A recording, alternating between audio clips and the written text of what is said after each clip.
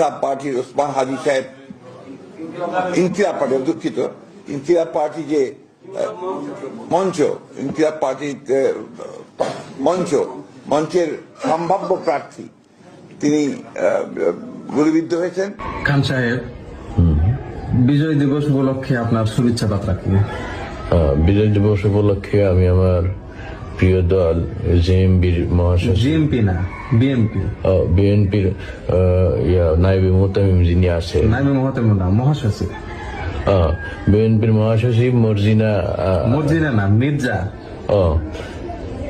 মির্জা সাইফুল ইসলাম, সাইফুল না ফখরুল ইসলাম, মির্জা ফখরুল আলমগীর, ফখরুল ইসলাম, মির্জা ফখরুল ইসলাম আলমগীরের পক্ষ থেকে সবাইকে পবিত্র ঈদ উল ফিতরের শুভেচ্ছা। ঈদ উল ফিতরের না, বিজয় দিবস।